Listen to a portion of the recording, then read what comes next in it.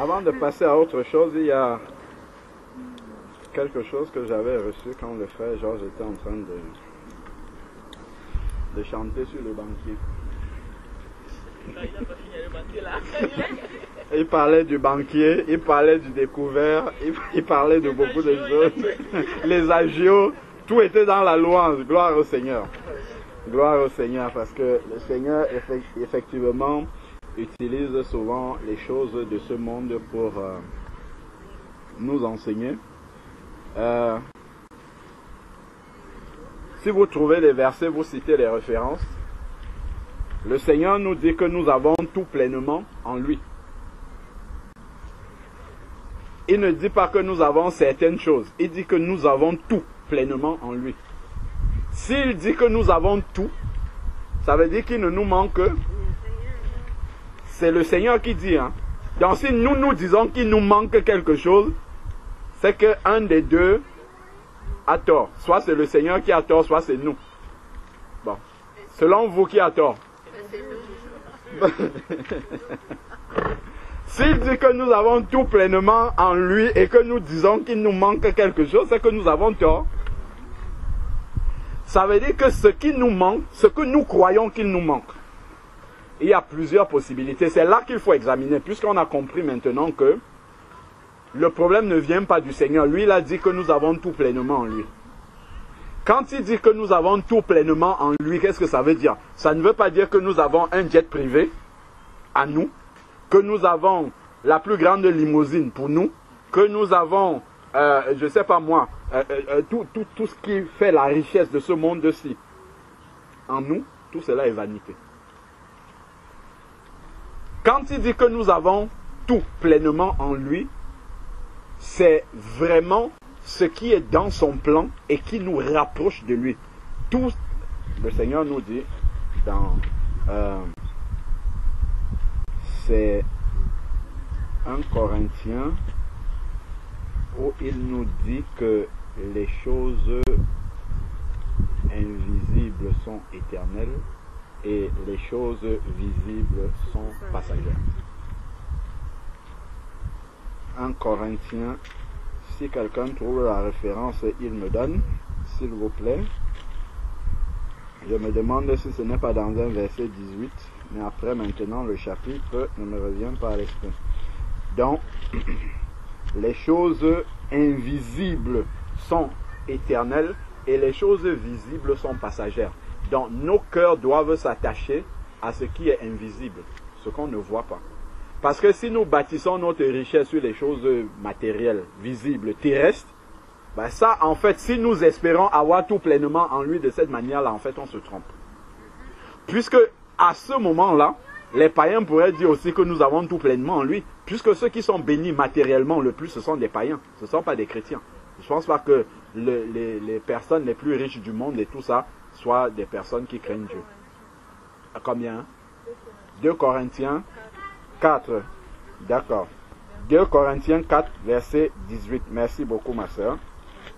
2 Corinthiens chapitre 4, verset 18 dit: aussi, nous regardons non point aux choses visibles. Voilà. Donc, si je veux regarder ce que j'ai pleinement en lui, il ne faut pas que je regarde les choses visibles. Parce que c'est quand je vais commencer à voir les choses visibles, c'est là que je vais me rendre compte qu'il me manque des choses, que je vais commencer à demander à Dieu. Alors que ces choses-là, Dieu ne dit pas qu'elles me manquent. Si Dieu dit qu'il me manque quelque chose, ce qui me manque, en fait, c'est pour être dans sa volonté. C'est ça qu'il considère qu'il me manque.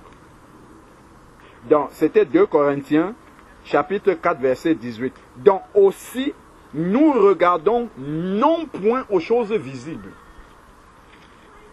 Non point aux choses visibles. Parce que si je regarde aux choses visibles, mon compte en banque est vide, on m'envoie une facture, je vais commencer à pleurer. Parce que je regarde aux choses visibles. Je vais commencer à pleurer. Mais ce que le Seigneur me demande de faire, c'est d'être joyeux tout le temps. Comment est-ce que je peux être joyeux alors que j'ai un combat comme ça qui est là devant moi? Si je regarde aux choses visibles, jamais ma joie ne peut être parfaite. Jamais, tant que je suis sur la terre ici. S'il dit qu'il faudrait que notre joie soit parfaite, c'est parce que tout est spirituel. tout est spirituel. Si je regarde à la chair, ça va être très très difficile de vraiment voir les promesses de Dieu et les apprécier à leur juste valeur. C'est pour ça qu'il faut que j'entre dans le domaine spirituel pour commencer à comprendre véritablement le langage de Dieu et de pouvoir me l'approprier pour avoir une réjouissance spirituelle, pour avoir une joie spirituelle, pour avoir un contentement spirituel et non charnel. Et non parce que mes besoins terrestres ont été satisfaits. Dieu s'en occupe aussi. Il nous dit bien dans Philippiens, faites connaître vos besoins. Ce n'est pas que Dieu ne s'en occupe pas. Dieu pourvoit à tout ce qui nous est nécessaire. S'il nous manque quelque chose, c'est que cette chose-là n'est pas nécessaire pour l'instant. Tu vas dire, mais comment? Je n'ai pas de logement et ce n'est pas nécessaire. Ben, Dieu peut estimer que le logement que tu n'as pas maintenant va te permettre de demeurer à genoux à ses pieds et d'apprendre plus que si tu dormais chez toi tranquillement dans un 5 pièces avec 3 pièces qui sont vides. Vrai ou faux? Donc, Dieu considère que c'est plus important que tu apprennes la leçon du passage dans le désert plutôt que de pourvoir à ce besoin qui est normal à ce moment-ci et que tu passes à côté. Que tu passes à côté de ce qu'il veut former réellement en toi. Donc, quand on commence à comprendre les choses de cette façon-là, ça nous permet de mieux apprécier notre condition en fait.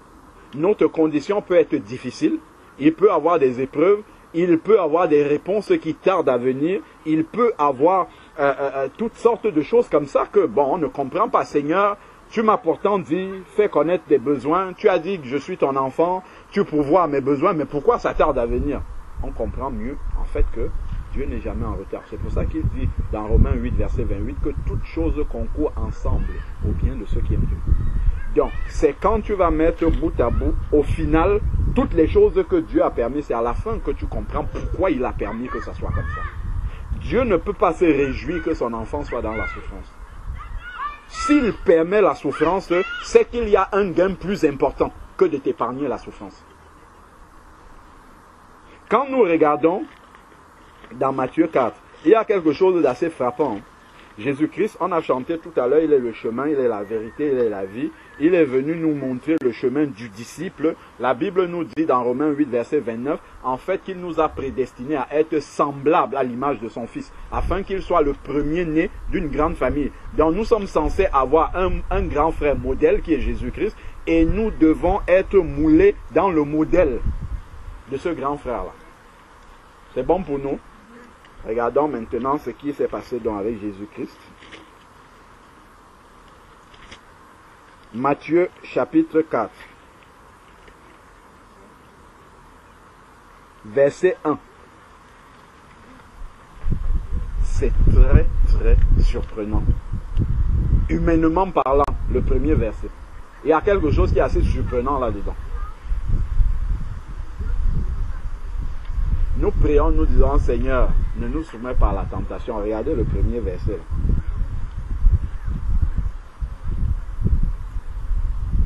Qu'est-ce qui est écrit dans le premier verset?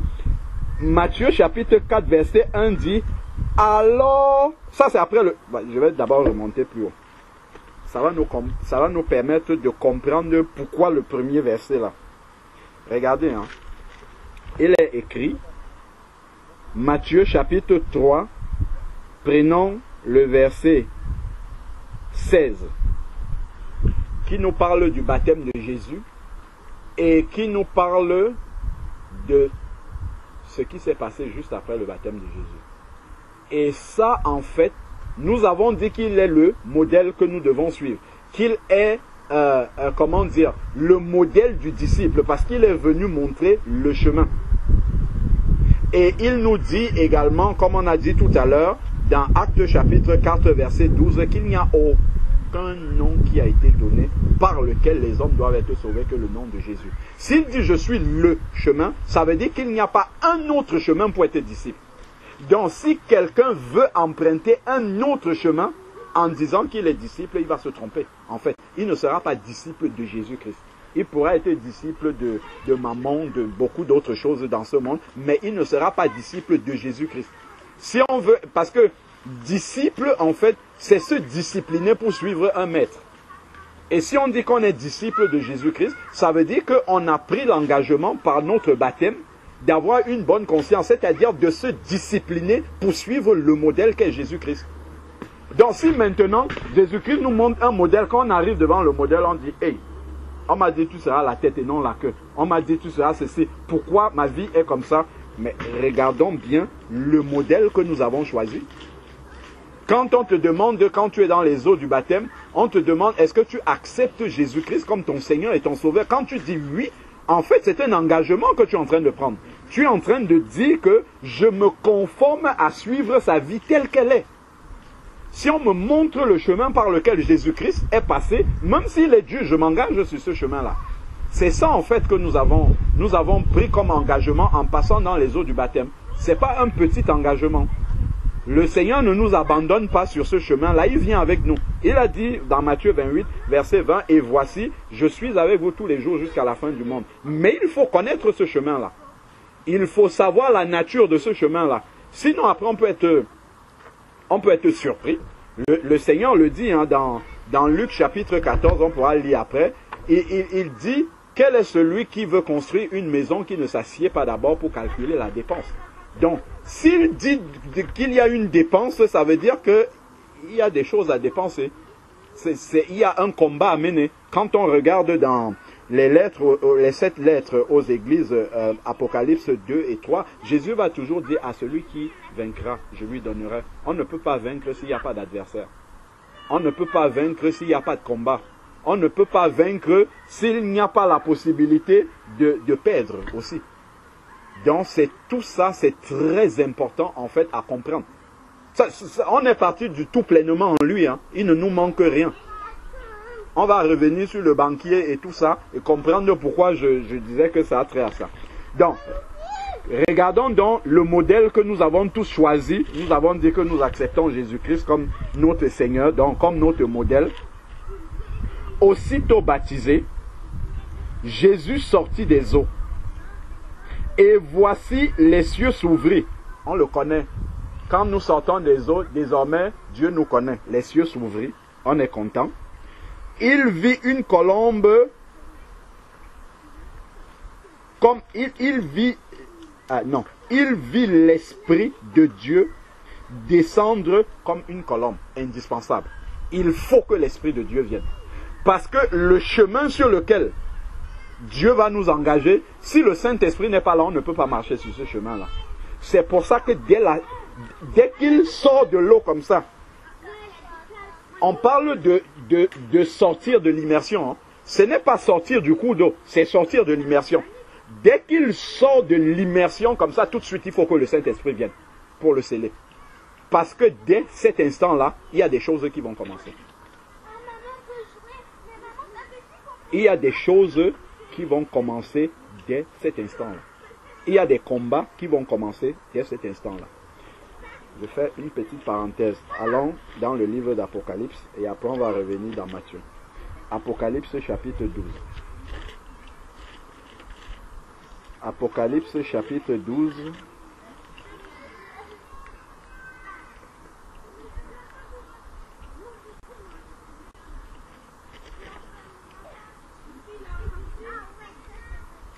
Alors, Apocalypse chapitre 12 à partir du verset 1, il est écrit, un grand signe apparut dans le ciel, une femme revêtue du soleil, la lune sous les pieds et une couronne de 12 étoiles sur la tête.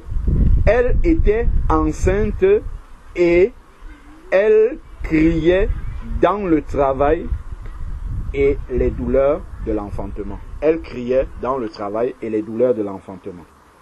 Un autre signe, verset 3, apparut dans le ciel, et voici un grand dragon rouge, feu, qui avait 7 têtes et 10 cornes, et sur ses têtes 7 diadèmes.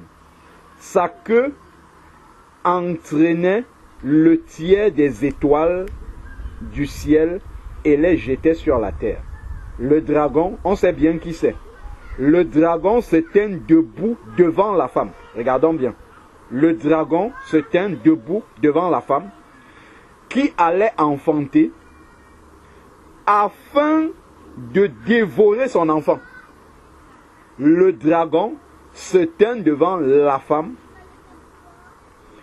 qui allait enfanter afin de dévorer son enfant dès qu'il aurait enfanté. Elle enfanta un fils, un mâle qui doit paître toutes les nations avec un sceptre de fer. On comprend de qui on parle. On parle de Jésus-Christ. Elle enfanta un fils mâle qui allait paître les nations avec une verge de fer, et son enfant fut enlevé vers le ciel, fut enlevé vers Dieu et vers son trône. Et la femme s'enfuit dans le désert, où elle avait un lieu préparé par Dieu afin d'y être nourrie pendant 1260 jours. Donc on voit que le dragon est devant la femme. La femme, c'est l'image d'Israël. Jésus-Christ est sorti dans le domaine humain de la tribu de Juda. Donc c'est Israël, cette femme-là qui est là. Mais Jésus-Christ, quand on fait le parallèle avec l'Église, Jésus-Christ étant le chemin, le modèle que doivent suivre tous les disciples, la femme peut représenter aussi pour nous l'Église. L'Église qui vient conduire à la nouvelle naissance, qui vient conduire quelqu'un qui sort des eaux du baptême. Le diable est aussi là, il t'attend. Juste dès que tu sors, il t'attend, il est là. C'est pour ça que Colossiens 1, verset 13 dit, il nous a délivrés de la puissance des ténèbres. Ça se passe quand on est dans les eaux. Le nom de Jésus qui est prononcé, je te baptise au nom de Jésus-Christ, on te plonge et ta vie ancienne est restée dans les eaux du baptême. Et quand tu ressors de l'eau, en ressuscitant à une vie nouvelle comme ça, aussitôt tu es transporté dans le royaume du Fils de son amour. Tout ça est spirituel. Jésus-Christ a d'abord montré l'exemple. C'est ce qu'on voit dans l'Apocalypse. Apocalypse 12. Apocalypse chapitre 12. Les versets qu'on a lus là-bas, les premiers versets, nous montrent comment la femme Israël a donné naissance à Jésus. Il a été enlevé dans le ciel, mais en présence du dragon qui était là. Tout de suite, le diable était là. Tout de suite pour dévorer cet enfant. De même maintenant, nous devenus disciples, l'Église aussi va accompagner, parce que pour que quelqu'un vienne à la nouvelle naissance, il faut quoi? Il faut qu'il y ait la parole de Dieu qui soit prêchée. Qui va prêcher la parole de Dieu? C'est l'Église. Il faut que la personne se repente, elle a des choses à faire. Donc ensuite, maintenant, qui doit baptiser cette personne-là? C'est encore l'Église qui va baptiser la personne. Et la personne, en sortant des eaux du baptême, naît de nouveau. C'est en présence du diable. Quand tu dis je t'accepte comme Seigneur et Sauveur, le diable et ses anges sont là aussi. C'est d'ailleurs pour ça qu'il y a beaucoup de combats pour le baptême d'eau. Donc, nous sommes aussitôt transportés dans le royaume du Fils de son amour, Colossiens chapitre 1, verset 13. Spirituellement. Par contre, physiquement, nous sommes sur la terre et le diable est en face de nous. C'est ça qu'il faut comprendre. Spirituellement, nous sommes transportés dans le royaume du Fils de son amour, mais la chair et notre corps sont encore là en face du diable qui est là. Donc, Jésus-Christ nous a montré le chemin. Là, revenons dans Matthieu chapitre 3 et lisons la fin. Le chemin que le Seigneur nous a montré, si on va comme ça à la racine, ça va nous permettre en fait de comprendre beaucoup de choses de notre vie et de ne pas être étonné en fait. De ne pas être étonné, parce que si on nous fait des fausses promesses, Jésus il a dit ceci, il a dit que ta vie va être ceci, ça va être comme ça, et après quand ça n'arrive pas, on dit oh, on m'avait prêché un faux évangile, on m'avait fait des promesses que je ne vois pas. Non, Jésus n'a pas fait de promesses qu'on ne voit pas. C'est exactement ça qu'on voit dans nos vies. Regardons, aussitôt, donc, on a dit les cieux s'ouvrir, et immédiatement, lorsqu'il sort des eaux, c'est-à-dire il sort de l'immersion, tout de suite, il faut que le Saint-Esprit vienne. le Saint-Esprit vient parce qu'il y a besoin de la protection du Saint-Esprit. Parce que immédiatement, dès que la tête sort de l'eau, le combat commence. Parce que le dragon est là. Il est là, présent. S'il était présent, lorsque Jésus-Christ a été enfanté et a été élevé dans le ciel, de même pour nous, il ne va pas être absent ce jour-là. Il va être là aussi. Ce n'est que le début. Il est là, dès le début. Si on projette ça, les Israélites, quand ils ont traversé le désert, Pharaon était, pas le désert, la mer Rouge. C'est le symbole du baptême. Quand il traversait, Pharaon était sur son char, il regardait. C'est l'image du diable. Donc, le diable est bien présent. Alors, donc, poursuivons la lecture. Donc, maintenant, le Saint-Esprit est descendu sur lui comme une colombe. Maintenant que tu as reçu le Saint-Esprit, il dit bien, Luc chapitre 10, verset 19, « Je vous ai donné le pouvoir sur les serpents, les scorpions, de marcher sur les serpents, les scorpions, et sur toute la puissance de l'ennemi. » Donc le diable est là, mais tu as l'autorité. Et Dieu attend que tu utilises cette autorité-là. Donc tu ne vas pas commencer à pleurer en disant, « Et pourquoi justement il donne le Saint-Esprit dès que tu sors des eaux ?» Parce que tu as besoin d'exercer cette autorité sur le diable qui est là. Si tu n'as pas le Saint-Esprit, tu ne peux pas exercer cette autorité-là. Tout de suite, il te dévore. C'est ce qu'il voulait faire quand le fils mâle est sorti de l'eau. Il voulait le dévorer immédiatement. Donc si toi tu sors, tu n'as pas le Saint-Esprit, tout de suite le diable il va t'arracher. Tout de suite. D'où la nécessité que nous puissions naître de nouveau de manière authentique, selon la parole de Dieu, une vraie repentance, une vraie conversion, une vraie coupure avec sa vie ancienne, afin que lorsqu'on nous immerge comme ça, que la puissance du nom de Jésus fasse vraiment mourir notre ancienne vie. Ça ne peut être valable que si on est réellement repenti sincèrement. Et lorsqu'on sort, Dieu ne peut sceller de son Saint-Esprit que si c'est propre. Parce que la colombe vient là où c'est propre. Si c'est sale, la colombe ne se pose pas. Elle descend, elle voit c'est sale, elle repart. Donc, il n'y a pas le scellement du Saint-Esprit à ce moment-là. On ne peut pas exercer l'autorité sur le diable. Bon. Continuons. Donc, le Saint-Esprit est descendu sur lui sous la forme corporelle d'une colombe, comme nous avons vu, verset 17. Matthieu 3, verset 17. Et voici une voix se fit entendre des cieux. Celui-ci est mon fils bien-aimé. Nous chantons là-haut, son nom est écrit là-haut, là-bas. On est très content. Le nom effectivement est écrit là-haut, là-bas. Mais c'est le début aussi. C'est le début de beaucoup de choses aussi.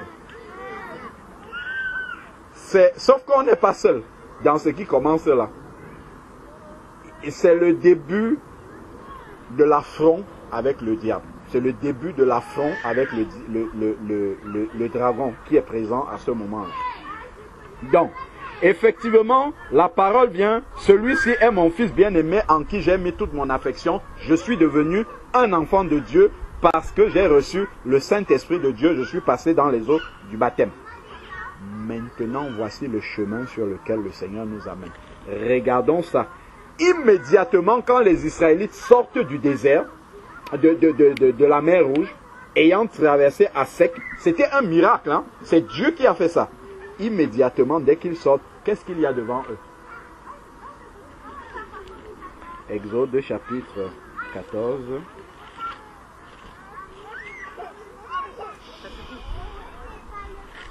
Exode chapitre 13, verset 21. Attends, est-ce que c'est ce chapitre-là?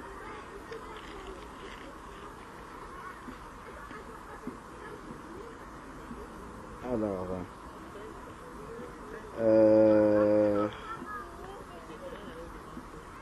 oui, donc, si on prend le chapitre 13, prenons par exemple le chapitre 13, verset 21, il est écrit, l'Éternel... Donc, l'Éternel allait devant eux le jour dans une colonne de nuée pour les guider sur le chemin.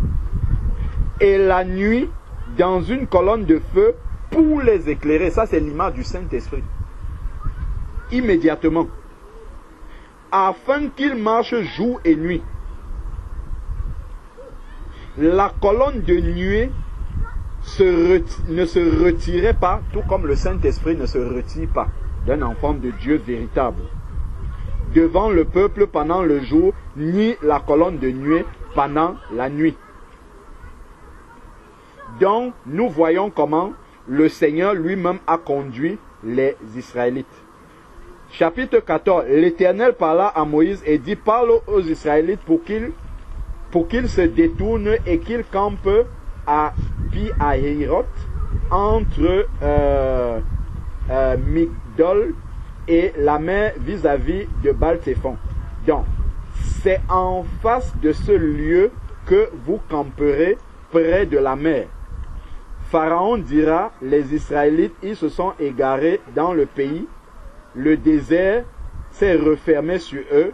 J'endurcirai le cœur du Pharaon. Pharaon, c'est qui? C'est l'image du diable qui est là. C'est ça, hein, c'est la traversée. Dès la traversée de la mer Rouge, on voit le paysage qu'il y a autour.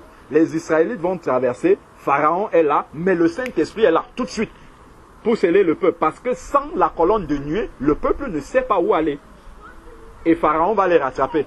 Donc de même, nous aussi, si en sortant des eaux du baptême, si Dieu ne nous scelle pas directement du Saint-Esprit, la présence du dragon va nous nuire tout de suite, immédiatement. Donc, ensuite, maintenant, donc on va essayer de gagner du temps. Donc, on a compris le parallèle. Après, on peut lire tout Exode 14. On ne va pas perdre du temps dessus. Donc, revenons à Jésus-Christ. Chapitre 4. Le verset qui nous a amené ici, là. Donc, on a compris le contexte maintenant. Maintenant, on va entrer dans le vif. Alors, Jésus fut emmené par l'Esprit. De même que dans Exode 13, c'est la colonne de nuée et la colonne de feu qui a amené les Israélites dans le désert.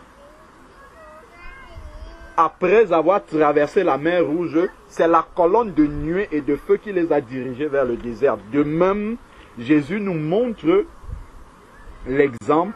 Alors, une fois que Dieu a dit, celui-ci est mon fils en qui j'ai mis toute mon affection, une fois que le Seigneur a dit cela, alors Jésus fut amené, c'est parce qu'il est le Fils de Dieu. C'est parce que nous sommes enfants de Dieu que Dieu nous amène dans le désert.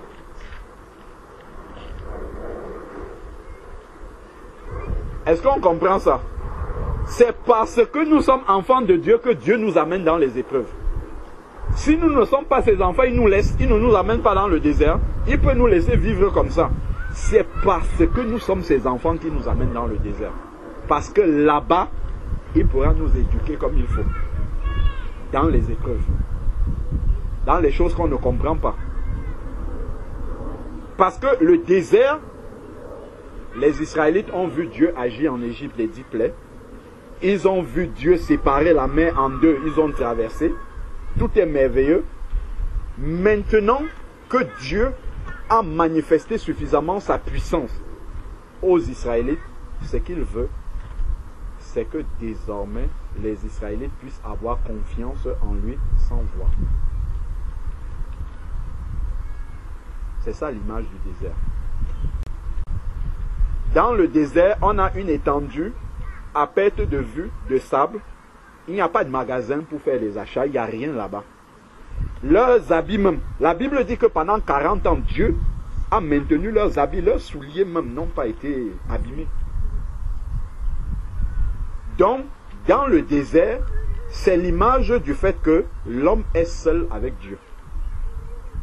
Il y a le ciel sur notre tête et à perte de vue, il n'y a que le sable. Donc, c'est le terrain de la confiance à Dieu. On ne voit plus rien, mais il faut croire.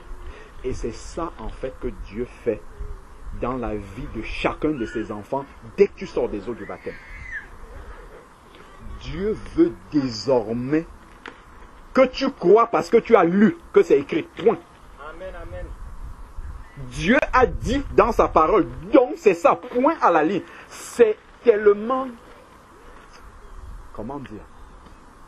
malheureux, j'ai envie de dire ça comme ça, de voir tellement des personnes qui sont pourtant, je crois peut-être c'est un défaut d'enseignement, c'est parce qu'on n'enseigne pas les gens là-dessus, des enfants de Dieu tellement dans la plainte, dans la misère, il me manque ça, je n'ai pas ça, je ne vois pas ceci, toujours en train de se plaindre. On se plaint, on se plaint, on se plaint. Oh, j'ai tel problème, oh, c'est ceci, où est Dieu, où est... Parce qu'on n'a pas compris ces choses-là. C'est Dieu qui nous amène dans le désert pour que nous ayons confiance en lui. C'est facile de dire, oh Seigneur, je crois en toi quand mon compte est blindé et tout va bien. C'est moins facile de lui dire quand la facture arrive et qu'il n'y a rien sur le compte. Lui dit maintenant, Seigneur, je t'aime et je sais que tu vas te glorifier. Là, ça pèse à sortir de ma bouche. Mais c'est à ça que Dieu veut nous amener. C'est à ça. Pourquoi? Parce qu'il a dit, je pourvoirai à vos besoins.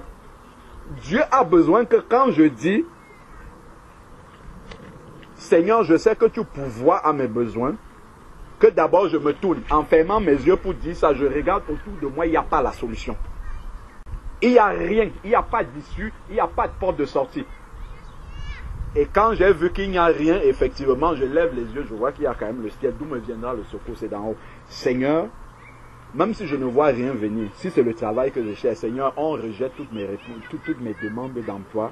Seigneur, on rejette toutes mes demandes de logement, on rejette, je ne sais pas, tout ce qu'il y a dans ce monde-là qu'on peut demander. Tout est rejeté, je ne vois aucune solution. Si je cherche l'enfant, tout est négatif. On m'a dit, tu n'auras jamais d'enfant. Je ne sais pas, toutes les bénédictions que les gens recherchent là, on met ça là-dedans. Je ne vois rien. Mais Seigneur, comme tu as dit que j'ai un héritage en toi, je le crois, point. Je crois que ce que tu dis est la vérité. C'est ça que Dieu veut nous enseigner par le désert. Et plus rapidement on a compris ça, moins long le désert sera pour nous. Donc, le désert maintenant a plusieurs formes. Il n'y a pas un seul désert. Hein. Tu passes un premier désert, quand tu sors, tu vois un peu l'herbe. Tu campes un peu, après, dès que tu avances un peu, il y a un nouveau encore devant. C'est comme ça que ça se passe. Parce que s'il y avait un seul désert, ça serait trop facile.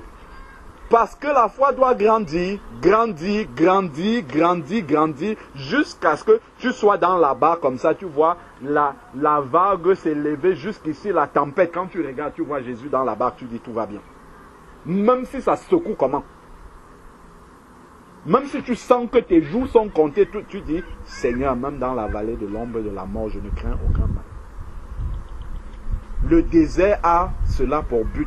Que quand nous confessons, parce que en fait connaître la parole de Dieu, c'est très bien.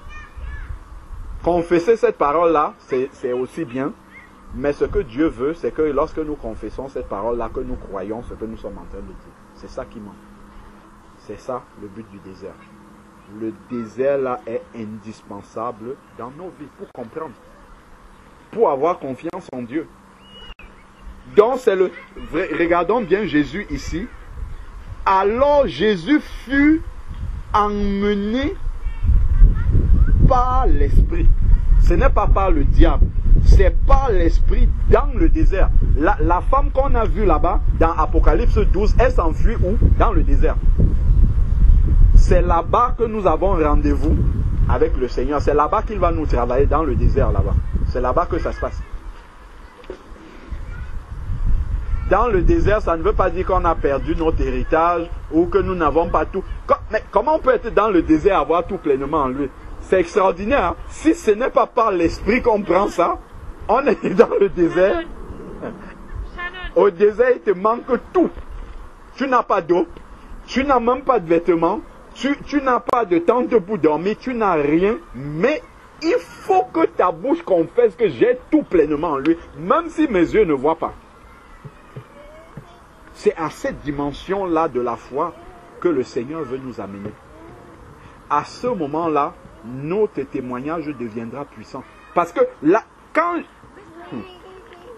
Merci Seigneur. Sautons un peu, juste pour justifier ce que je suis en train de dire là. Sautons le début. On a lu juste le premier verset de Matthieu 4. Regardons le verset 17. Non. Laissons d'abord pas le verset 17.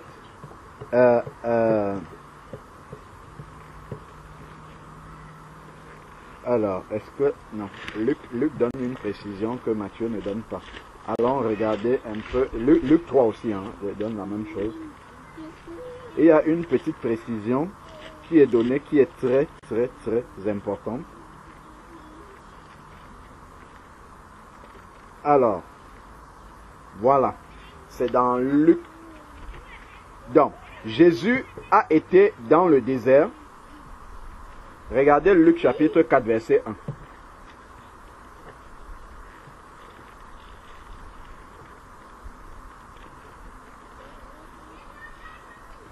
Jésus, c'est pour avoir plus de précision.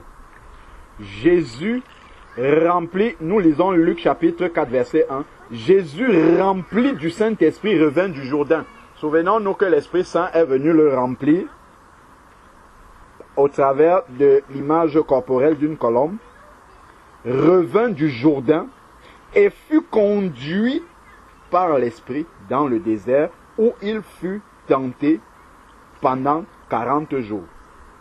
Le diable va venir présenter plusieurs tentations à Jésus-Christ. Plusieurs. Change les pains, change les pierres en pain, voilà, il le met sur le haut du temple, jette-toi. Il est écrit que les anges vont venir te sauver et ainsi de suite. Après maintenant qu'il soit passé par cette tentation-là, il est dans le désert. Hein. Il est dans le désert. Et dans ce désert-là, le diable va le tenter. Et ensuite, au verset 13 de Luc 4, après avoir achevé de le tenter, le diable s'éloigna jusqu'à la prochaine occasion. Regardons dans le verset 14. Qu'est-ce qui est écrit?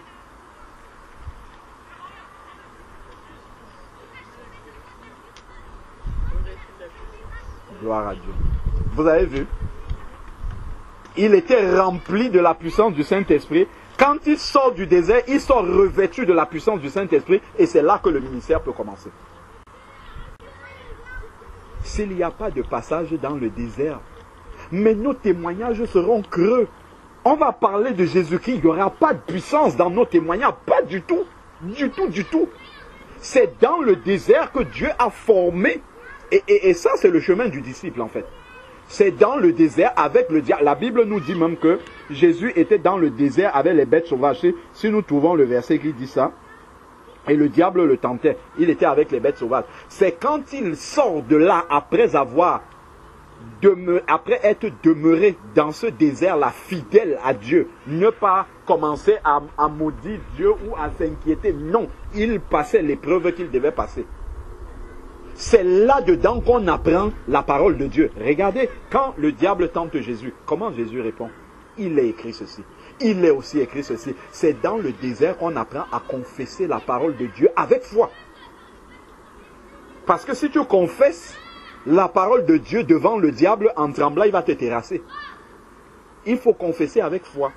Donc le Seigneur nous montre que le terrain justement de la foi, c'est dans le désert, c'est dans les épreuves, c'est quand ça ne va pas.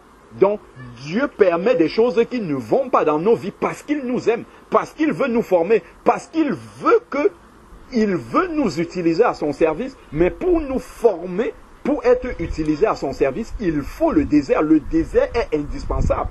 S'il n'y a pas de désert, on est inutilisable par Dieu. Notre témoignage sera creux, vide.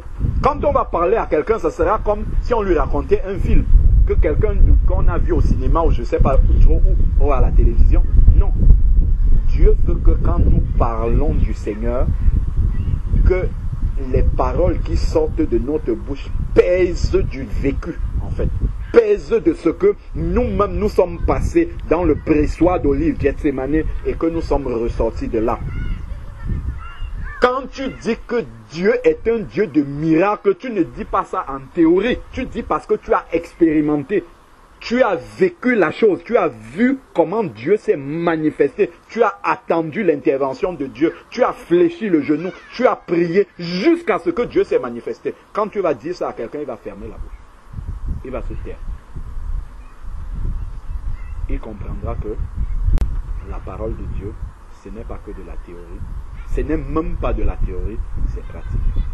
Sinon, on va être des chrétiens, grands théoriciens, vides dans la pratique, creux complètement. Donc, Jésus, le verset 14, c'est là où on comprend le but du désert. Jésus retourna en Galilée après que le diable l'ait laissé là, jusqu'à la prochaine occasion, avec la puissance du Saint-Esprit. C'est après le désert que sa renommée se répandit. Pas avant. Ce n'est pas en sortant des eaux du baptême. Tout de suite, tu vois quelqu'un, il est à peine sorti des eaux du baptême. Il veut enseigner, il veut faire des miracles, il veut tout. Il y a d'abord le désert. Il y a le temps de la formation. Il y a le temps de la préparation. Même si on a reçu un appel de Dieu, il y a un temps qu'on doit mettre dans le désert. Et après, le Seigneur nous met à l'extérieur pour commencer à parler, pour commencer à témoigner, pour commencer à dire ce que Dieu a fait pour nous. C'est écrit ici. Et le et, c'est en conséquence. Là maintenant, il est rempli du Saint-Esprit et sa renommée commença, sa renommée se répandit dans toute la région et il enseignait. Il enseignait. Il pouvait maintenant pas enseigner la théorie. Il enseignait des choses qui sortaient du désert. Là où, dans le désert, là, Dieu l'a formé. Là maintenant, il peut enseigner des choses. Il a affronté le diable. Il a affronté le diable dans le désert. Là maintenant, son enseignement pèse. Donc de la même manière pour nous, ici on nous parle de Jésus-Christ qui est utilisé par Dieu, mais pour chacun des enseignants, c'est le modèle. Que ce soit celui qui enseigne, que ce soit le disciple, tout le monde, nous sommes concernés par ça. Parce que nous sommes tous appelés au service du Seigneur. Que ce soit par notre témoignage, amener des âmes à Christ, que ce soit, on est tous appelés à ça et le désert est important. Le désert que tu es en train de traverser aujourd'hui, tu te demandes pourquoi Dieu laisse ça dans ma vie. C'est parce qu'en fait, il est en train de te former. Il y a quelqu'un devant à qui tu vas devoir témoigner de ça. Tu vas devoir lui dire un jour, ah, j'étais passé par là aussi ma soeur. Voilà, c'était difficile, mais voici comment Dieu m'a conduit. Voilà comment j'ai attendu dans la prière jusqu'à ce que la chose se développe. Si Dieu l'a fait pour moi, il peut le faire aussi pour toi. Mais si tu ouvres un verset, tu dis, il est écrit, mais non. Ça ne suffira pas. Il faut vraiment, pour que ça soit efficace et que ça frappe dans le cœur de celui qui entend ce que tu témoignes, que à côté du verset que tu vas lui dire, que tu dises, moi aussi, j'ai vécu ceci. C'est très important. Donc, voilà déjà comment le Seigneur nous montre ce chemin-ci où le désert est absolument indispensable. On avait partagé pour ceux qui avaient lu, le désert peut se manifester sous différentes sortes.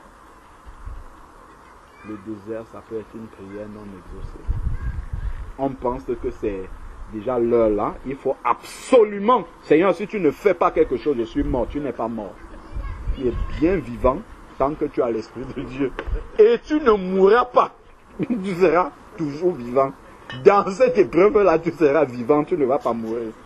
Tu ne peux mourir que si le Seigneur a décidé, mais il n'a pas décidé. Tu vas rester, tu seras bien vivant, tu vas affronter cette épreuve-là jusqu'au bout. Seigneur, je veux mourir. Non, tu ne vas pas mourir. 1 Corinthiens chapitre 10, verset 13 dit, il ne nous est survenu aucune tentation qui ne soit humaine et c'est lui qui donne le chemin aussi pour s'en sortir. Donc si tu dis je veux mourir, ça veut dire que Dieu t'a donné une tentation qui est inhumaine. Donc ça va t'écraser et tu vas mourir. Non, il dose à la limite de ce que tu peux affronter. Si tu es nouvellement converti, Dieu ne va pas te donner un désert que celui qui a 10 ans de conversion. Ah, c'est pas la même chose. Parce que, en fait, celui qui avance dans le Seigneur a compris déjà certaines choses. Il a déjà certaines clés. Il y a des choses qu'il peut déjà accepter, vivre plus, comment dire, avec plus de sagesse, avec moins de questionnement que celui qui sort des eaux du baptême et qui se pose toutes les questions. Donc, c'est important, en fait, de bien comprendre cela. La prière peut être non exaucée alors qu'on pense qu'il y a urgence. Je ne sais pas moi, on peut avoir un collègue pénible, mais avec qui on doit rester tous les jours. On peut avoir un mari pénible, une femme pénible, on prie rien comme ça. Parce qu'on a besoin de ça. Le désert, ne regardons pas seulement les factures, je dis même les relations humaines. Ça, c'est même d'ailleurs le premier désert. Parce que là, en fait, ça travaille le fruit de l'esprit. Ça développe le fruit de... C'est un désert, en fait. Et il faut accepter ça. Non, non, Seigneur, oh, change-moi d'entreprise, change-moi de lieu. Fais que je ne vois plus la paix. Non, tu restes là, si tu es à ta place là-bas. Oui, dans la maison, c'est encore mieux même. C'est le meilleur désert. Oui, on peut avoir des enfants têtus. Voilà encore. Tu peux avoir des enfants qui t'en font voir des vertes et des pas mûrs. Ça là, c'est un désert. Il faut fléchir les genoux pour prier. Il faut affronter, il faut demander la sagesse. Il faut endurer ça pour que le fruit de l'esprit se forme en fait. Se forme à l'intérieur de nous. C'est important en fait. Hein, quand on voit, et nul n'est exemple de ça. Hein. Si Dieu nous épargne, ça c'est qu'il ne nous aime pas. Oh, Dieu nous aime beaucoup. C'est ce qui est écrit, je crois, dans Hébreu. S'il nous épargne, ça c'est qu'il ne nous aime pas. Mais comme Dieu nous aime, il va laisser ça là. C'est là. Tant que ça accomplit un travail dans notre vie, et on doit encore dire merci Seigneur. Parce qu'on ne doit pas se plaindre du désert. Puisque le désert est un acte d'amour de Dieu. Comment Dieu peut manifester? C'est pour ça que je disais au début que c'est spirituel. Si c'est dans la chair, on a commencé par les choses invisibles. Si c'est qu'on veut voir ça visuellement, attends. Tu vas peut-être, je ne sais pas si tu aimes ton mari, ou bien, tu vas peut-être faire la chose que tu penses qui va tellement lui plaire. Quand tu viens la réponse qu'il va te donner, tu vas regretter pourquoi tu as voulu faire ça. Alors que tu voulais bien faire. C'est le désert. Dis que c'est Dieu simplement. C'est de lui que la louange doit venir. Seigneur, j'ai fait ça parce que même si l'homme ne reconnaît pas. Parce que si tu attends la reconnaissance de l'homme, tu seras déçu, ça va te faire mal. Seigneur, j'ai fait ça parce que tu me demandes de le faire. Ça peut être un ami, un parent qui est vraiment difficile, avec qui on doit quoi. En plus, Dieu nous demande de rechercher la paix avec tous les hommes. Il ne nous demande pas de les fuir. On doit rester avec eux et rechercher la paix. Et ça peut être très difficile quand ils ne sont pas convertis. Parce que le converti, encore, tu vas dire, bon, ma soeur, il est écrit que si tu as un différend avec ton frère, prends-le à part. Mais tu vas dire ça à un converti, ça, tu n'as même pas à lui dire ça déjà, parce qu'il ne comprend pas de quoi tu parles. Mais et tout ça, en fait, c'est ce avec quoi nous tenons tous les jours. Si tu n'as pas ça à la maison, tu as ça au travail. Si tu n'as pas ça au travail, tu auras ça dans la famille. Si tu n'as pas ça, ça déjà c'est le premier désert qu'on a. Mettre en pratique ce que Jésus nous dit. Si on te gifle à gauche, montre la droite. Ainsi, tout ça dans toutes nos relations, on a ça, vraiment. Donc il faut accepter la chose comme ça, le désert comme ça, en sachant que Dieu est en train d'accomplir vraiment la patience en nous. Il est en train... Et tout cela, c'est le fruit de l'esprit. La patience, la maîtrise de soi, l'amour, la joie, malgré que tu vois les factures qui arrivent, il n'y a pas d'argent. C'est ça qui te fait avoir une joie céleste. Hein. Ce n'est pas la joie charnelle, tu vas dire, oh, non, c'est la joie céleste. Parce que, en fait, tu ne vois pas les choses, mais le seul fait de savoir que Dieu aussi sait que tu es dans cette situation, c'est ça qui réjouit ton cœur. Parce que tu te dis, non, Dieu n'est pas surpris par ce qui arrive. Dieu aura certainement, même si je ne vois pas, Dieu lui-même, il saura comment il va démêler ça. Le moment venu, il y aura une issue. Et c'est ça qui te rassure. C'est ça qui te procure la joie. Parce que tu sais en fait que ce qui te procure l'épreuve peut t'attrister, mais ce qui te procure la joie, c'est de savoir en fait que tu es, comme l'apôtre Paul dit, que nous devons travailler à notre salut. Donc, tu sais que tu es en train de travailler en équipe en fait avec Dieu pour ton salut, pour la croissance de Christ en toi, pour que Christ soit formé en toi. C'est ça qui va t'encourager et te réjouir dans l'épreuve. Ce n'est pas l'épreuve directement. L'épreuve ne peut que te déboussoler parce que tu prends par la chair. Mais quand tu prends ça par l'esprit, tu comprends que en fait, ah tiens, il y a un travail qui est en train de se faire. Spirituellement, je suis gagnant dans ce qui est en train de se faire. Dieu est en train de m'amener à un autre stade. Donc je vais travailler la patience, je vais travailler le fruit, la maîtrise de soi, je vais travailler la joie, l'amour, ainsi de suite, malgré tous ces combats-là. En réalité, qu'est-ce qui est en train de grandir? Le fruit de l'esprit, dont Jésus revient rempli du Saint-Esprit. Si ces différentes manifestations de fruits de l'esprit arrivent à maturité en nous, on ne peut qu'être rempli du Saint-Esprit. Et faire maintenant le travail que le Seigneur nous demande de faire. Prenons Éphésiens chapitre 1. Le frère parlait du banquier. Éphésiens chapitre 1. Il y a un autre verset que vous allez trouver pour moi. Parce que je me souviens du verset, mais la référence ne me revient pas. Éphésiens chapitre 1 dit, nous avons compris que le Seigneur nous amène dans le désert pour que nous puissions croire sans avoir vu. C'est ça la définition de la foi. Sauf que la définition ne suffit pas. Il faut qu'il nous apprenne la définition. Quand on dit comme ça, la foi c'est la ferme assurance des choses qu'on espère, la démonstration de c'est très beau. C'est Hébreu 11. C'est très beau, mais il a besoin que ça fasse partie de nous en fait. Il a besoin que ça ne soit pas seulement dans la tête, que ça soit dans le cœur, que ça soit ancré en fait en nous. C'est pour ça que le désert est nécessaire. C'est une phrase comme ça, mais cette phrase-là, pour qu'elle entre dans notre cœur, waouh! Quand Dieu dit par exemple, on partageait dessus une fois sur Skype, quand Dieu dit par exemple que celui qui lui obéit, il vient habiter en nous.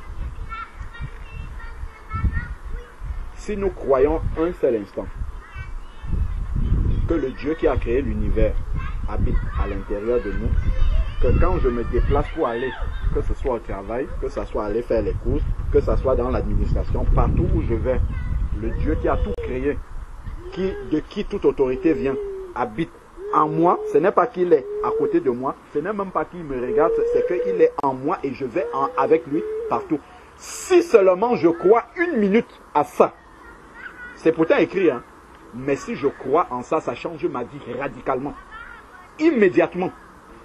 Parce que en fait, dans toute situation dans laquelle je me retrouve, le seul fait de me rappeler de cela, il n'y a rien qui peut m'amener à paniquer. Rien du tout. Si je sais que tout ce qui est à l'extérieur de moi est soumis à celui qui est à l'intérieur de moi, mais il n'y a rien à l'extérieur qui peut m'effrayer. C'est parce qu'on ne le croit pas encore. On a besoin que notre foi soit travaillée. Ce sont pourtant des versets qu'on connaît par cœur. Hein? Oh, je suis le temple du Saint-Esprit, Dieu habite en moi, Dieu en esprit. Ça sort vite, mais dans la pratique, et pour que ça sorte maintenant, parce que ce qui est vrai, c'est ce que nous pratiquons. Ce n'est pas ce que nous savons intellectuellement.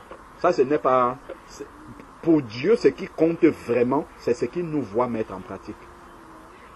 S'il nous voit mettre en pratique une parole qui est écrite dans la Bible, il va dire que oui, là je vois sœur Daniel, elle est dans son travail, elle est persécutée, mais elle supporte ça. Elle fléchit les genoux, elle prie encore pour ceux qui la persécutent. Oui, ce verset-là, c'est vrai pour elle. Dans son cœur, elle connaît vraiment ce verset. Mais si elle récite juste le verset, et que dès que quelqu'un lui dit « Ah », elle dit « Hey, tu m'as bien regardé, pourquoi tu m'as... » Non, Dieu il considère que ce verset-là, tu ne le connais pas. Même s'il est dans ta tête et que tu peux réciter, donner la référence, Dieu il considère que tu ne connais pas ce verset-là. Donc c'est pour ça qu'il faut ouvrir les yeux et voir comme Dieu voit. Donc s'il ne nous voit pas pratiquer un verset, il dira ça là il ne connaît pas. Donc il faut que je le lui enseigne. Et comment il enseigne? C'est qu'il nous amène dans la salle de classe, le désert. C'est là-bas qu'on s'assoit et on prend passage par passage pour vraiment que la foi puisse grandir. Donc, Éphésiens chapitre 1, voici un verset qui est pourtant clair pour nous tous. Hein. Moi, je ne suis pas exempt. Hein. Je dis ça parce que justement, le Seigneur aussi m'enseigne par rapport à ça et que c'est comme ça qu'on doit comprendre. Éphésiens chapitre 1, verset 3 dit: béni soit le Dieu et Père de notre Seigneur Jésus-Christ. qui va nous bénir de toute bénédiction spirituelle. Ah, qui nous a. Ce n'est pas qui va nous, c'est qui nous a. Qui nous a bénis de toute bénédiction. On a dit tout à l'heure que quoi? Les choses sont spirituelles. De toute bénédiction spirituelle dans les lieux célestes en Christ. Voilà ce que nous avons tout pleinement en Christ. Voilà ça qui est écrit là. Maintenant. Donc, quand j'arrive dans toute situation et que je me souviens que je suis béni de toute bénédiction, ce n'est pas de certaines bénédictions. Dieu l'a mis au crédit de notre compte dès le début de notre marche. C'est un peu comme si tu as ton compte bancaire, ton papa met des milliards dessus, chaque jour tu utilises un peu. Le verset que je voulais nous citer, dont je ne me souviens pas de la référence, que quelqu'un va trouver, c'est « Ses bontés se renouvellent tous les matins ». C'est un peu comme si tu as ton compte bancaire que ton papa a approvisionné d'abord par des milliards de dollars ou d'euros si tu veux. Tu dépenses à peine comme ça. Le lendemain, il rajoute encore les mêmes milliards par-dessus. Les mêmes milliards, de milliards tous les jours.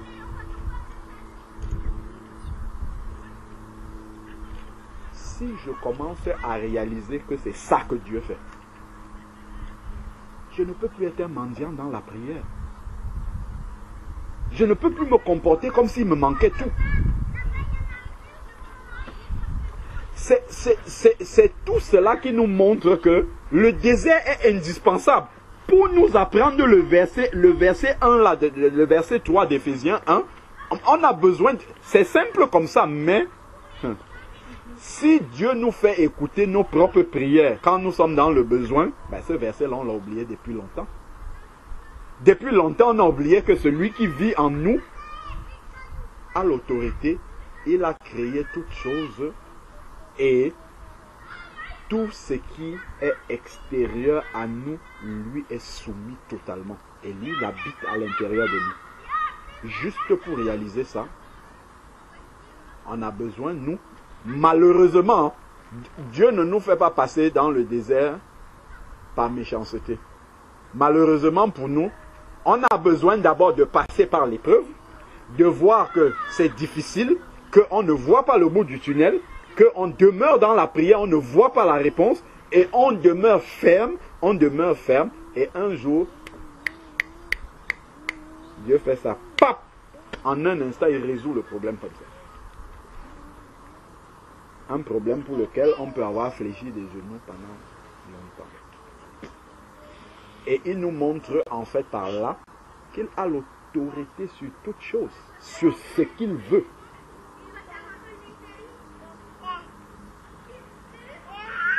C'est ça que Dieu veut nous amener à comprendre. Nous avons tout pleinement en lui. Donc, comment en Jésus-Christ, comme le frère chantait, tu peux être à découvert? Si on blinde ton compte comme ça d'avance, à peine tu as commencé à utiliser, tous les matins, il renouvelle. Il reblende le compte sans que tu n'aies utilisé. Comment tu vas te retrouver à découvert? Mais manque de peau.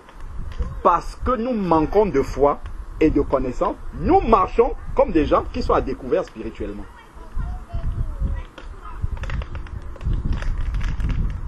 C'est pour ça que Dieu a besoin de nous amener dans le désert pour nous enseigner, mon fils, ma fille, tu n'es pas à découvert. Je suis ton père et j'ai pourvu à ton corps. Il y a tout ce qu'il faut dedans. Tout ce qui t'est nécessaire, tu l'as déjà d'avant. Je l'avais fait avant même. Dès que tu as commencé à marcher, j'ai tout mis. Tout est là. Tout ce qui va te rapprocher de moi, tout ce qui va te permettre de marcher dans l'abondance, pas selon ce que je vois, pas selon le train de ce monde, mais dans l'abondance en moi. Maintenant, la question, c'est quelle est ton échelle de mesure? Si ton échelle de mesure, c'est que le monde dit que si tu as 30 ans, tu dois avoir fini tes études, tu dois être marié et avoir déjà une maison que tu es en train de rembourser à la banque. Si c'est ça ton échelle de mesure, tu seras frustré. Dieu, lui, ne voit pas les choses comme ça. Tu vas dire, il me manque le mari, ou il me manque la femme, il me manque l'enfant. Oh, j'atteins déjà 35 ans, je n'ai pas d'enfant. C'est ça qu'on voit encore en Christ. Parce que nous voyons les choses visibles. Qui t'a dit que même si... Qui t'a dit déjà que le projet de Dieu, c'était que tu aies des enfants? Qui t'a dit que le projet de Dieu, c'était que tu te maries? Soit, ça peut être le projet de Dieu. Qui t'a dit que c'est le moment maintenant? Si tu as un mari maintenant, tu vas peut-être aller dans une souffrance que Dieu veut t'épargner. Tu dis, oh, tous les jours, je fléchis les genoux. Seigneur, regarde l'âge qui passe. Je ne trouve pas de mari, personne ne s'approche de moi. Oh Seigneur, si le Seigneur pouvait te donner une vision ou même un songe, il te monte pendant une journée dans le mariage, tu vas dire merci Seigneur, je te remercie de ce que je suis encore seul. C'est tout cela. En fait, nous devons comprendre vraiment le plan que le Seigneur a commencé à dérouler dans notre vie et l'apprécier spirituellement. Et comprendre que non, ce que Dieu est en train de faire dans notre vie, c'est un travail spirituel. Là, quand l'épreuve arrive, je vais d'abord regarder, checker un peu dans ma vie, est-ce que je n'ai pas désobéi à Dieu? Parce que je peux désobéir et ça entraîne des choses dans ma vie. Seigneur, si j'ai désobéi, montre-moi en quoi j'ai désobéi. Je te demande pardon, je me repens et Dieu va corriger très vite. Maintenant, si ce n'est pas la conséquence d'une désobéissance, et que Dieu a permis quand même qu'une situation puisse arriver et perdurer dans ma vie, Seigneur, qu'est-ce que je dois comprendre? Qu'est-ce que tu veux m'enseigner? Qu'est-ce que réellement je dois capitaliser, gagner comme croissance dans cette épreuve? C'est ça qui doit être ma question. Ce n'est pas il faut que ça finisse. Oh, ça a déjà trop duré. Oh, si tu commences à regarder la montre, si tu commences à parler du temps à Dieu, c'est qu'il va te dire, assois-toi dans le désert, cette place-là, construis une tente. Parce que tu vas rester là pendant un petit moment. Construis ta tente là. Comme les Israélites parfois, Dieu leur disait, construisez le camp ici, parce que vous allez rester là pendant un petit moment. Donc, c'est ça que Dieu veut. Si tu commences à vouloir te presser en regardant la montre, Dieu va dire non, assieds-toi ici là, il y a quelque chose que tu dois comprendre, construis la tente là, pose-toi là, je vais t'enseigner quelque chose. Quand on a compris déjà que voilà le travail que Dieu est en train de faire dans nos vies et qu'il y a un but rempli du Saint-Esprit quand il revient du désert, on accepte la chose avec joie. Le désert n'est jamais fini, mais ce qu'on a déjà emmagasiné comme fruit de l'Esprit, dans ce qu'on a déjà traversé comme désert, Dieu commence à nous utiliser là-dedans. Et ça commence à être abondant. Il dit bien, celui qui croit en moi, des fleuves d'eau vive couleront de son sein. C'est-à-dire que l'abondance, en fait, de la vie cachée que tu as en Christ, de l'expérience que tu as en Christ, déborde tellement en toi que nécessairement Dieu va amener des personnes à qui il faudra que tu partages la chose. C'est ça le but que Dieu veut faire. Mais il faut que tu passes victorieusement l'épreuve. Parce que, comme les Israélites ont fait, qu'est-ce qu'ils ont commencé à faire?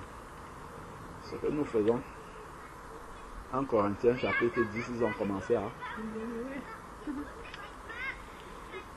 Le frère Zacordian disait que murmure, murmure, murmure. Avec les murmures, on construit les murs et on reste dans les 4 murs. Avec les murmures, on construit les murs et on reste dans les 4 murs. C'est pour ça qu'on n'avance pas. Mais c'est ça. Mur, mur, mur, on construit les murs et on reste dans les 4 murs, on n'avance pas. Voilà pourquoi ça n'avance pas, parce qu'on murmure. Ben, les Israélites, ils murmuraient beaucoup, donc ils n'avançaient pas, ou ils tournaient en rond comme ça. Toute la colonne de nuit faisait en sorte qu'ils tournaient en rond. On n'avance pas, parce qu'on murmure, on murmure, on murmure. Au lieu de murmurer, de toute façon, murmurer, ça ne change rien. Ça, au lieu de murmurer, c'est de demander au Seigneur, Seigneur, comment, qu'est-ce que je dois comprendre, qu'est-ce qu'il y a dans cette épreuve, où est-ce que tu veux m'amener, qu'est-ce que tu veux construire en moi. Seigneur, vraiment, donne-moi d'être soumis, d'écouter la voix de ton esprit et de ne pas regarder seulement la solution qui doit arriver, de ne pas crier. Certes, il peut avoir des échéances, il peut avoir des limites de date que les hommes ont mis, mais ton calendrier, dans tous les cas de figure, tu es capable de renverser le calendrier. Tu es capable de renverser totalement le calendrier sans demander l'autorisation d'un être humain. Donc c'est vraiment important de pouvoir expérimenter cela, de pouvoir avoir cette attitude-là de cœur lorsqu'on est devant le Seigneur. Et je me rappelle, j'avais travaillé pendant 10 ans et en voulant obéir au Seigneur, j'ai perdu mon travail. Dans la prière, je demandais, Seigneur, qu'est-ce qu'il y a à comprendre là-dedans? Le temps est passé, le temps est passé. Ça avait fini par des problèmes dans l'ancienne entreprise par rapport à une dame. Et quand j'allais rencontrer les recruteurs, je leur disais exactement ce qui s'est passé, sans essayer d'enjoliver. Je disais, voilà ce qui s'est passé. Et plusieurs m'ont dit, si on doit te chercher du travail, on met une croix sur cette entreprise-là, parce que jamais tu ne pourras plus travailler là-bas. Ils parlent entre eux. Donc, quand ton dossier va arriver, ils vont aller s'informer sur comment ça s'est passé avec l'autre. Et d'après ce que tu es en train de nous dire, on va faire un mauvais rapport. Quand je suis arrivé en entretien, on m'a dit falsifie ton CV. Tu as eu 1 an et demi de chômage, il faut enlever ça, il faut dire que tu as fait un projet personnel qui n'a pas abouti, tout ça. Laissez mon CV tel qu'il est. Quand je suis arrivé devant le recruteur qui m'a recruté, 1, c'était dans la même entreprise. 2, la première chose qu'il a vue sur mon CV, c'est qu'il y a 1 an et demi de trou, il m'a posé la question. Quand j'ai voulu, comme il a dit non, il voulait juste savoir. Après, il a commencé, ils ont posé des questions, parmi lesquelles il y avait 3 questions importantes éliminatoires. Et je disais, ça, je ne sais pas faire. Ça, je ne sais pas faire. Ça, je ne sais pas faire, mais je suis prêt à l'accepter. Je suis prêt à apprendre à le faire plutôt. Quand elle nous accompagne, elle me raccompagne avec l'entreprise qui me présentait pour ce travail-là. Ils disent que ça fait 1 mois qu'ils cherchent quelqu'un. 1 semaine, c'est trop dans notre domaine pour trouver quelqu'un. Eux, ça faisait 1 mois. C'est pour dire qu'ils cherchaient un profil bien particulier. 1 mois qu'ils recherchaient. Elle dit qu'elle nous répond dans 1 semaine. Je rentre le lendemain, mon téléphone sonne et on me dit qu'on m'a recruté. Quand il m'a dit ça, je dis comment ça? Il dit tu n'es pas content? Il dit il faut que tu acceptes aujourd'hui. Je lui dis attends, je vais réfléchir. La même entreprise, après 1 an et demi de chômage, il me recrute immédiatement après que je sois passé des entretiens. En fait, Dieu montre qu'il est capable de... Ça faisait 1 an et demi que il est capable de débloquer quelque chose qui a même 30 ans. Il peut... En 1 fraction de seconde comme ça. Moi-même, dans mon cœur, je ne pouvais même pas imaginer que ça soit aussi simple comme ça qu'on me recrute après 1 an et demi de chômage. Mais de manière très simple. Parce qu'il y a tellement de concurrence dans notre domaine. Il y a tellement de profils différents qui sont sur le marché. Ils avaient le choix. Si le Seigneur dit que c'est ça, c'est terminé maintenant. Cette épreuve-là, ça s'arrête pour qu'une autre commence. Il le fait. Il ne demande pas l'ordre à quelqu'un. Il le fait immédiatement. Donc, vraiment, c'est ça que le Seigneur veut nous amener à comprendre réellement que si nous voyons l'épreuve, la porte de sortie, comme il dit dans Apocalypse à l'église de Sardes, je crois, j'ouvre une porte et je tiens les clés, personne ne pourra refermer. Si Dieu dit que c'est ça, personne ne peut dire sur la terre que ce n'est pas ça qui va arriver. il le fait. Donc déjà pour la solution, mettons ça de côté. Ce n'est pas le fait de devoir démêler, même si en réfléchissant, on n'imagine pas que ce soit possible, Dieu est capable d'apporter une solution à laquelle on n'a pas pensé. Maintenant, ce qui doit nous intéresser, c'est, Seigneur, cette épreuve-ci, qu'est-ce que je dois comprendre? Pourquoi tu m'as emmené dans ce désert-ci? Le jour où je vais sortir de là, parce que je sais que si tu m'as emmené ici, si le désert commence ici, il y a une porte de sortie là-bas, c'est juste que je ne la connais pas encore. Donc avant que tu ne me montres la porte de sortie, qu'est-ce que je dois avoir compris? C'est ça en fait, c'est sur ça que nous devons rester. C'est ça qui doit être le sujet de notre préoccupation véritable dans l'épreuve. Qu'est-ce qui doit grandir? Qu'est-ce qui doit encore, comment dire, arriver à maturité à l'intérieur de nous? Quels sont les doutes qui doivent encore tomber? Quelles sont les assurances que j'ai dans ma... Pour moi, le travail, c'était une assurance de vie. Avoir fini les études, je n'ai pas connu de parcours, comment dire, dans le parcours études et professionnelles, je n'ai pas connu d'accident. En fait, pour moi, c'était... Ça doit toujours rouler comme ça. Mais en fait, le Seigneur m'a arrêté d'abord avec l'ancienne mission où il y a eu des problèmes et j'ai perdu le travail finalement. Attends, quand ça se passe bien, ce n'est pas parce que tu sais faire des choses. Je vais un peu te laisser pour que tu vois comment, si ma main n'est pas là, comment ça peut se passer. Une personne, mais qui te pourrit la vie tous les matins, en plus tu dois prier. Pour me mettre comme ça et faire une réunion avec cette personne tous les jours, il fallait que je fléchisse les genoux pour que quand elle parle, que je puisse entendre ça sans lui répondre. Tous les jours. J'avais la possibilité de dire à mon entreprise, c'est terminé, je ne veux plus de ça. Il y a quelqu'un qui est venu, un noir, on était deux noirs chez ce client-là. On ne nous parle pas comme ça. Comment tu peux laisser, on te crie dessus devant tout le monde comme ça, on ne nous parle pas comme ça. Il faut que tu ailles dire à la chef. Je lui ai dit non, laisse, moi je suis chrétien, j'accepte ça comme ça. Je laisse ça entre les mains de Dieu. On peut décider, lorsque, comme, je ne sais pas qui le disait, lorsque on pose le sacrifice sur l'autel, le sacrifice peut décider de descendre avant que le feu ne vive. Quand le sacrifice voit que le feu est en train de descendre pour consumer, tu descends de l'autel. Mais en fait, si tu fuis l'épreuve comme ça, devant, tu vas trouver plus grand encore. Donc, autant mieux dire, Seigneur, je baisse, je subis l'épreuve, c'est dur, mais au moins à la fin, parce qu'on peut fuir les épreuves. Tu peux voir l'épreuve arriver comme ça, tu dis, hey, je ne suis pas sûr que je vais tenir, et donc tu prends une solution raccourcie en fait. C'est ça.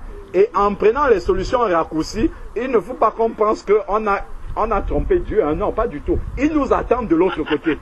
Dès que tu vas sortir, et mieux encore, je restais là-bas. Parce que il va te soumettre maintenant à un désert où tu n'es pas préparé. Où tu es démuni. Parce que tu avais besoin de l'autre pour affronter celui-ci. Donc tu as voulu brûler les étapes. Sauf qu'en brûlant les étapes, tu es entré là. Et là, maintenant, tu n'es pas prêt. Et la souffrance sera encore plus grande. Et le temps d'attente sera peut-être plus long.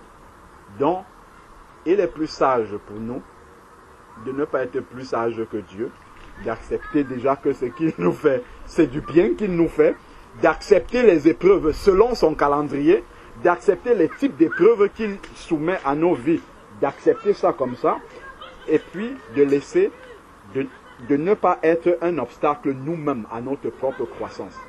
Parce que par nos propres choix, par nos propres décisions, par nos propres refus de la souffrance que Dieu permet dans nos vies, nous pouvons même encore, cette fois-là, par désobéissance, là, ça ne sera plus l'épreuve. Parce qu'on veut fuir l'épreuve que Dieu a prévue, on va aller déclencher maintenant des choses que Dieu n'avait pas prévues. Et là, ça va entraîner une souffrance maintenant qui ne vient pas de Dieu dans nos vies. Et là, on va commencer à dire, je suis dans une épreuve. Là, tu n'es pas dans l'épreuve. C'est la désobéissance qui t'a amené là-dedans. Parce que tu voulais contourner, fuir une épreuve. Et là, tu allais ouvrir la porte maintenant à quelque chose qui arrive dans ta vie. Qui, en réalité, c'est l'ennemi maintenant. Tu as ouvert une porte à l'ennemi. Et l'ennemi est entré et il fait ce qu'il est en train de faire. Donc, pour cela qu'en fait, il faut qu'on soit vraiment alerte spirituellement pour ne pas, comment dire, avancer avec les, comment dire, avec les yeux fermés sur le plan de Dieu dans nos vies. Le plan que Dieu a pour chacune de nos vies est merveilleux. Ça peut ne pas être merveilleux pour la chair, mais c'est vraiment merveilleux pour notre esprit. C'est vraiment merveilleux au final, même pour la chair, là, c'est merveilleux au final pour elle. Sauf que la chair ne comprend pas les choses au bon moment. C'est quand la chair a vu qu'elle commence à comprendre, qu'elle commence à accepter. Est-ce qu'on comprend? C'est quand la chair a vu déjà la solution. Quand on t'a déjà appelé, on dit demain viens commencer le travail. Oh, je bénis l'Éternel. Oh, Dieu est merveilleux. Il fallait dire avant, dès que tu as fini la prière sans le travail, c'est là qu'il faut. L'esprit, lui, le dit déjà. Mais la chair, elle va dire ça le jour où il y aura toute la garantie, toute la confirmation. Peut-être même tu auras déjà commencé le travail là maintenant pour parler du travail. Oui, oui, quand le salaire est déjà sur le compte. Quand tu as consulté le compte, tu as vu que le compte est bon. Oui, là tu dis, vraiment Seigneur, je bénis ton Seigneur. Comme si quand il avait dit, avant là, il ne devait pas le faire. Il devait le faire. Donc, c'est tout cela en fait que le Seigneur veut amener dans nos vies pour qu'on marche comme ça par la foi de manière naturelle. Parce que si on marche par la foi de manière naturelle, Dieu n'a pas besoin de faire les épreuves dans nos vies. Il n'y a plus besoin de ça. Il n'y a plus besoin que les épreuves soient là pour nous enseigner. Puisqu'on a déjà acquis réellement, il n'y aura pas d'épreuve dans le ciel, puisque la foi sera complète. Il n'y a pas besoin d'épreuves là-bas. On aura une foi complète et entière. Donc voilà un peu quelques versets. Donc ne marchons pas comme des personnes qui sont à découvert spirituellement, sachant que notre Père a pourvu déjà d'avance. Il y a revenez. Il y a tout ce dont nous avons besoin pour que le plan de Dieu s'accomplisse. Il y a des choses que nous demandons au Seigneur, que le Seigneur ne nous accorde pas parce qu'il veut que nous patientons. Pour certains, Dieu ne veut pas nous les accorder parce que cela peut nous empêcher d'avoir quelque chose de plus grand spirituellement avec lui. Il faut qu'on accepte ça comme ça et que l'on comprenne en fait que nous ne sommes pas dépourvus. Au contraire, nous avons un héritage qui est complet, comme le Seigneur dit, et qu'il illumine les yeux de notre cœur pour que nous comprenions que cet héritage-là est complet et qu'on ne doit pas s'inquiéter en fait pour les lendemains, ainsi de suite. Comme le Seigneur dit lui-même, les oiseaux ne sèment ni ne moissonnent, mais Dieu les nourrit tous les jours. Donc on ne doit pas s'inquiéter pour les choses de la vie. Recherchons à grandir, à ce que Christ soit formé en nous, que cela soit le sujet de notre préoccupation, sachant que les épreuves dans notre vie accomplissent ce dessein-là. Ça accomplit que Christ doit être formé avec toute la manifestation du fruit de l'Esprit en nous. C'est ça que Dieu vise. C'est ça que Dieu veut pour nos vies. Donc, sachons que nous sommes entrés dès la sortie des eaux du baptême, dès la nouvelle naissance, nous sommes entrés dans ce plan-là. Et ce plan-là va se poursuivre jusqu'à ce que le Seigneur nous reprenne. Amen. Seigneur éternel, Dieu Tout-Puissant, Père, nous voulons encore te dire merci pour ce partage que tu viens de nous donner d'avoir, pour attirer encore notre attention sur le plan que tu opères dans nos vies, pour nous amener à te faire entièrement confiance dans tous les domaines de nos vies, pour nous amener à ce que nous ne promenions plus nos regards inquiets, alors que tu as tout prévu, tout pourvu d'avance, Seigneur Père, pour que nous soyons dans l'abondance spirituellement, Seigneur Père. Viens encore et ouvre nos yeux spirituels, afin que nous contemplons cette réalité-là, et que l'inquiétude puisse quitter nos cœurs, Seigneur Père, que nous nous attachions dans une foi entière et complète dans ce que tu as fait déjà dans nos vies, Seigneur Père. Que nous puissions y marcher avec joie, Seigneur Père. Seigneur, que notre évangile ne soit plus théorique, Seigneur Père. Que notre foi ne soit pas théorique, mais qu'elle soit vraiment appuyée sur l'expérience du vécu, Seigneur Père. Que nous t'ayons vu à l'œuvre véritablement dans nos vies. Donne-nous d'accepter, Seigneur Dieu Tout-Puissant, les épreuves, les déserts par lesquels tu nous fais passer, car cela, Seigneur Dieu Tout-Puissant, contribue à notre croissance spirituelle, Seigneur Père. Donne-nous de le réaliser véritablement, afin que nous ne le prenions pas mal, mais que nous ne le prenions pas par la chair, que nous le prenions par l'esprit et que nous comprenions véritablement que c'est par amour que tu le permets et que tu veux nous amener à quelque chose de plus grand, à nous rapprocher davantage de toi, à ressembler davantage au modèle qu'est Jésus-Christ, Seigneur Père. Que son image, qu'il soit formé encore davantage en chacun d'entre nous. Voilà pourquoi tu permets que nous puissions passer, Seigneur Dieu Tout-Puissant, dans certains chemins qui sont tellement étroits que parfois, Seigneur Dieu Tout-Puissant, notre foi, Seigneur Père, est prête à chanceler parce que nous ne voyons pas le bout du tunnel. Aide-nous à ne pas être, Seigneur Père, des auditeurs oublieux, mais donne-nous de garder toutes ces paroles-là précieusement dans nos cœurs, afin que lorsque l'épreuve se présente, Seigneur Père, que nous puissions confesser cette parole-là avec foi et que nous puissions marcher victorieusement dans toutes les épreuves que tu permets dans nos vies. Père éternel, nous te bénissons encore, car nous savons que ton calendrier est le meilleur, Seigneur Père, et que tu as les meilleurs des projets de paix et non des projets de malheur pour nos vies. Même si nos chairs, Seigneur Père, voient le malheur arriver, nous savons que les projets que tu as pour nous sont des projets de paix qui concourent à notre bien. Père, nous voulons le confesser véritablement par la foi et croire au plus profond de nos cœurs que cela est la vérité, car tu nous as sauvés non pas pour la souffrance, mais Seigneur Père, pour accomplir l'œuvre pour laquelle, Seigneur Dieu, tu nous as attirés à toi. Que ton nom soit béni encore et élevé dans nos cœurs au nom de Jésus-Christ. Amen. Amen.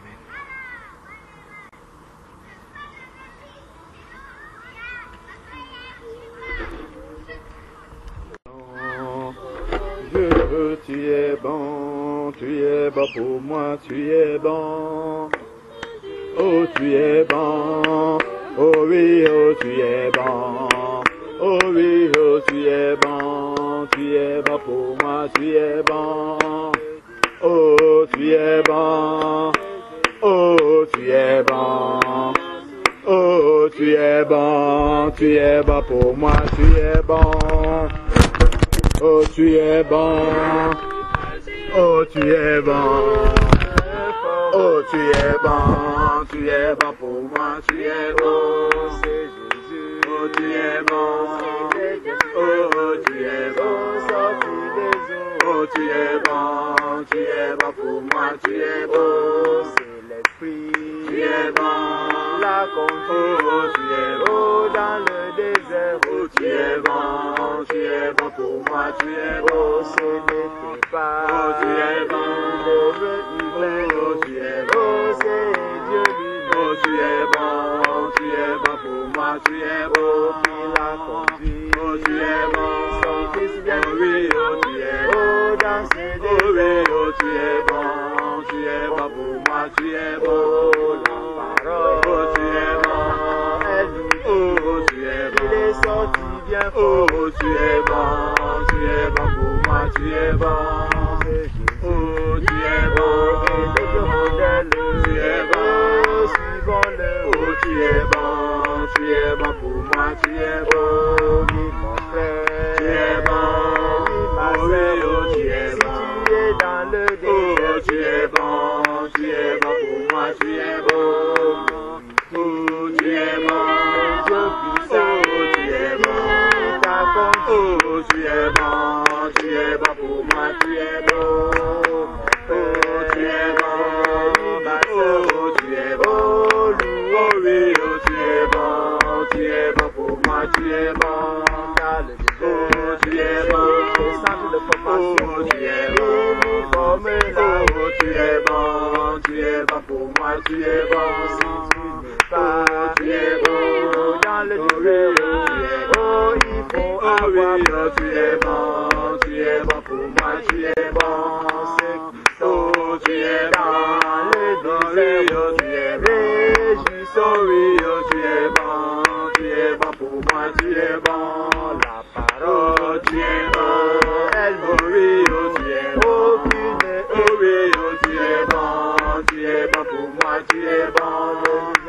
oui, tu es bon. Oh oui, oh tu es le moyen de nous en sortir. Oh, tu es bon pour moi, tu es bon. Oh, tu es bon Dans les oh, tu es bon. je dois demander. Tu es bon pour moi, tu es bon. Oh mon Dieu, Oh, tu es est-ce que tu veux bon. m'en Oui, oh, tu es bon. Oh, dans ce désert. Oh, tu es bon pour moi, tu es bon. Oh, tu es bon Dans le désert. Oh, tu es bon. Oh, dans les épreuves. Oh, tu es bon pour moi, tu es bon. Nous formons. Oh, tu es bon. Jésus nous forme. Oh, tu es bon. Oh, dans le Oh, désert. tu es bon pour moi, tu es bon. Oh, si je Oh, sors. tu es bon. Oh oui, oh, tu es bon. Oh, par la Oh oui, oh, tu es bon pour moi, tu es bon. la souffrance. Oh, tu es bon. Elle sera plus grande. Oh, tu es bon. Oh, mon frère. Oh, tu es bon pour moi, tu es bon.